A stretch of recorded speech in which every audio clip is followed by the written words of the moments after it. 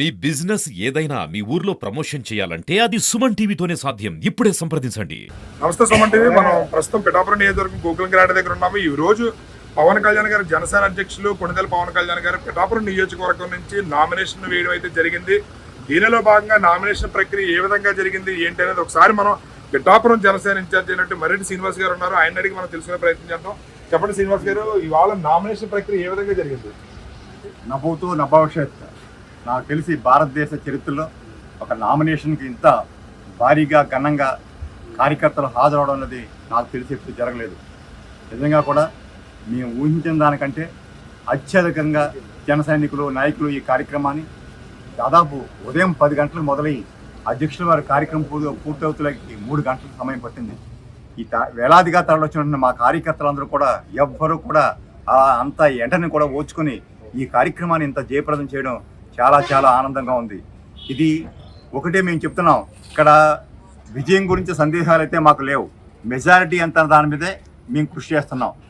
ఇంతటి ఘన కార్యాన్ని పూర్తి చేసినటువంటి పిఠాపురం నియోజకవర్గ జనసేన నాయకులకు, జనసేన కార్యకర్తలకు, జనసేన వీర మహిళలకు, అదేవిధంగా పిఠాపురం ప్రజానాయకానికి అందరూ కూడా జనసేన పార్టీ తరఫున, మా అధ్యక్షుల తరఫున మా హృదయపూర్వక నమస్కారాలు తెలియజేసుకుంటున్నాం. ఈ కార్యక్రమంలో తెలుగుదేశం పార్టీ పిఠాపురం ఇన్ఛార్జ్ అయినటువంటి వర్మ గారు, బీజేపీ ఇన్ఛార్జ్ అయినటువంటి రాజు గారు కూడా పార్టిసిపేట్ చేయడం జరిగింది. వారి శ్రేణులన్నీ కూడా పెద్ద ఎత్తున మద్దతు తెలియజేసి ఈ కార్యక్రమాన్ని విజయవంతం చేయడానికి వారు ఎంతో సహాయం చేశారు.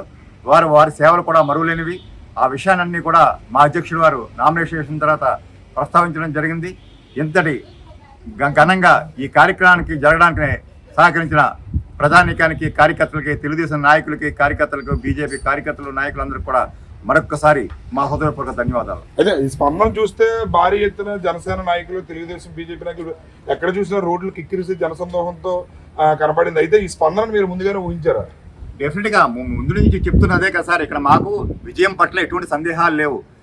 అందరూ ప్రజానీకం అంతా చెప్తున్నారు 1,00,000 మెజార్టీతో గెలుస్తామని. దానికి ప్రతిస్పందనే ఈవేళ జరిగిన కార్యక్రమం. ఇప్పుడు ఈ స్పందన బట్టి చూస్తే మీకు ఇప్పుడున్న పరిస్థితులు అందరూ లక్ష అంటున్నారు. ఈ స్పందన చూసిన తర్వాత మెజారిటీ ఏమైనా పెరిగే అవకాశాలు ఉన్నాయంటారా? డెఫినెట్గా మేము అత్యధిక మెజారిటీతో పిఠాపురంలో గెలవబోతున్నాం. ఇప్పటి వరకు ఎవరూ సాధించిన మెజారిటీని మేము పిఠాపురంలో సాధించబోతున్నాం. Thank you. అయితే మర్రెడ్డి శ్రీనివాస్ గారు అయితే మాత్రం పిఠాపురంలో ఇప్పటి వరకు దేశవ్యాప్తంగా ఎవరూ సాధించినటువంటి మెజారిటీని మేము పిఠాపురం నియోజకవర్గం నుంచి పవన్ కళ్యాణ్ గారికి అందించబోతున్నాము.